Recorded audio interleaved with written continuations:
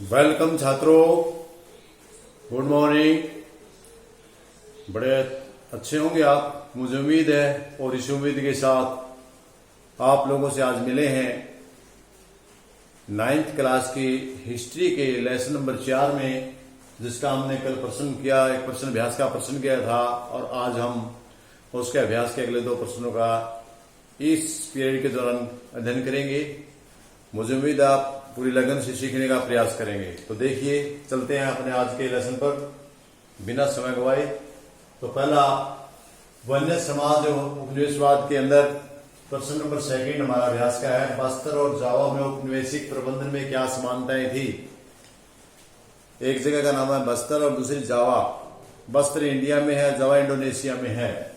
तो इन दोनों के अंदर क्या समानता थी, तो आप देखें। सबसे पहले हम इसकी परिभाषा थोड़ा सा बना देते हैं। बस्तर छत्तीसगढ़ का दक्षिण छोर, आंध्र प्रदेश, उड़ीसा और महाराष्ट्र, इन सबको मिलाकर के, छत्तीसगढ़ का दक्षिण छोर और इन सबको मिलाकर के जो क्षेत्र बढ़ता था उसको हम बस्तर के नाम से जानते हैं। और इस पर अंग्रेजों का अधिकार था। दूसरी ओर जावा, जावा इंडोनेशिया देश में स्थित स्थान है और इस पर डच का अधिकार था। डच जो एक बाहर की विदेशी थी, यूरोपियन शक्ति थी, उसका अधिकार था। तो देखिए, दोनों देश औपनिवेशिक शक्ति के अधीन थे। बस्तर था वो इंडिया में था और अंग्रेजों के अधीन, जावा इंडोनेशिया में था और डच के अधीन था। तो स्टूडेंट्स, सही में समानताएं क्या हैं। पहली समानता तो यह है कि दोनों ही विदेशी लोगों के अधीन थे। बस्तर में अंग्रेज थे तो जावा में डच लोगों का अधिकार था।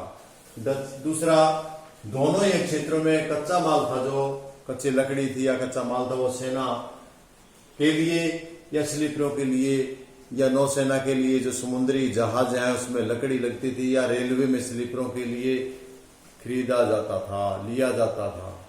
जंगल जो वन प्रबंधन में सिस्टम इन्होंने चेंज क्यों किया दोनों जगह औपनिवेशिक शक्तियों ने, क्योंकि इन लोगों को इन देशों से अपना माल ले जाने के लिए, अपने देश में जाने के लिए समुद्री जहाजों का निर्माण और रेलवे का निर्माण करने में बहुत ज्यादा लकड़ी की आवश्यकता थी।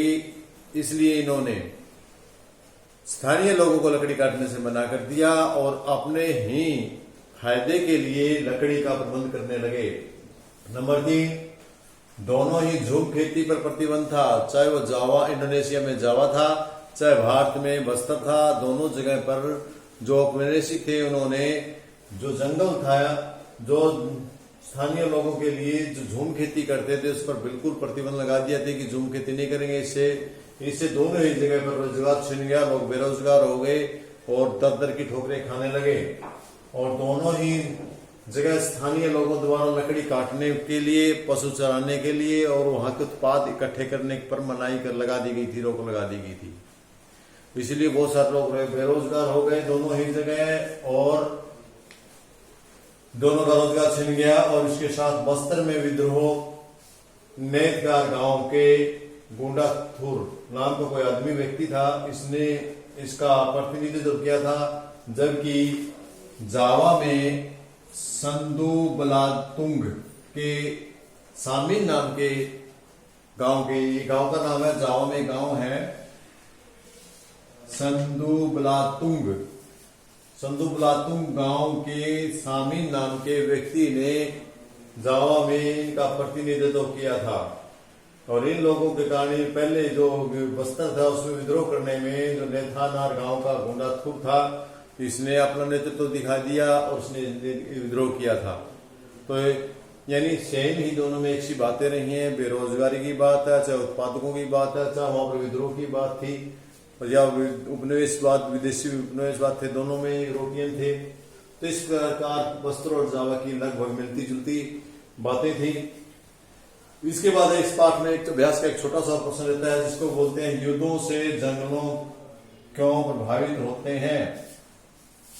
सीधी सी बात है बेटा, युद्ध में तो नुकसान ही नुकसान होकर कोई फायदा होता है को नहीं। लड़ाई में कदे फायदा होया कि लड़ाई में कोई फायदा नहीं, चाहे घर हो चाहे बाहर हो, देश में हो प्रदेश में विदेश में हो। लड़ाई युद्ध शांति के घातक हैं, जहां शांति नहीं हो विनाश ही विनाश है। चाहे वो लड़ाई हो युद्ध और लड़ाई छोटे स्तर की है, युद्ध बड़े स्तर पर होता है। जब युद्ध होता है तो बहुत सारी भूमि खराब हो जाती है, बम गोले हथियारों के कारण हो जाती है। वहां के जो जंगल होते हैं उनमें विनाश होता है, वहां की जो खनिज पदार्थ होते हैं वे विनाश होते हैं, और वहां की जो फसलें होती हैं युद्धों के साधनों के कारण, युद्ध आने के जाने के कारण, सेना की फौज के कारण खराब हो जाती है। और इसके साथ उसमें आपातकालीन अवस्था लागू होने के कारण युद्ध में कि पूरी जरूरतों को पकड़ा, क्योंकि सरकार युद्ध के समय में सेना को प्राथमिकता देती है, तो आम लोगों के उत्पादकों को भी युद्ध के अंदर खर्च कर दिया जाता है, उनके अंदर कर दिया जाता है। जंगल की जितनी भी उत्पाद है सबसे पहले वे युद्ध के समय सेना के ऊपर खर्च करती है। तो इसके साथ साथ जो आवश्यकता की पूर्ति, सेना की आवश्यकता की पूर्ति, तो विदेशों में आवश्यकता की पूर्ति के लिए जंगल बहुत प्रभावित होते हैं। जब युद्ध होता है तो युद्ध में गोले बमों से अग्नि छोड़ी जाती है, अग्नि से बहुत सारे जंगल नष्ट भ्रष्ट हो जाते हैं, और साधनों के आने जाने से बहुत से नष्ट भ्रष्ट हो जाते हैं। और इसके साथ साथ सेना, अपनी सेना से तो अपने जंगल नष्ट होते हैं, दूसरी सेना के बम गोले गिरने से नष्ट होते हैं। इसके साथ साथ कुछ जब सेना को यह लगता है कि हमारे बस की बात नहीं है और कब्जे में, दूसरे देश के कब्जे में हमारा एरिया आने वाला है, तो वह वहां के जंगलों के और वहां के जंगलों के इकट्ठे के लट्ठों को आग लगा देते हैं, ताकि उनके संसाधन दूसरे कब्जे करने वाले लोगों के सेना के हाथ न लग जाए, जिससे वे और मालो माल होकर के फिर शक्तिशाली सेना बन जाए। तो उनके ऐसा हाथ न लगने के कारण जब वो अपना एरिया छोड़ते हैं तो उस एरिया में आग लगा देते हैं। इस प्रकार बेटा युद्ध के कारण बहुत ज्यादा नुकसान, आप इसके बारे में कुछ भी लिख सकते हैं, बहुत सा कुछ मटेरियल आपके दिमाग में होगा कि युद्ध होने के कारण जंगल कैसे प्रभावित होते हैं। मेरे ख्याल में सबसे ज्यादा प्रभाव पड़ता है तो जंगलों पर ही पड़ता है, जीव जंतुओं पर पड़ता है। शोर शराबे का, लड़ाई के कारण, दंगे प्रसाद के कारण जितने भी जंगल वन है उनको बहुत भारी स्थिति पहुंचती है। तो प्यारे विद्यार्थी, इस प्रश्न का उत्तर आसानी से दिया जा सकता है, और इन्हीं प्रश्नों के साथ आपसे फिर विदा लेते हैं चौथे पाठ के बाद। फिर मिलते हैं आपसे अगले पीरियड में, तब तक के लिए आप लोगों का विदा लेता हूं और आप लोगों का बहुत बहुत धन्यवाद।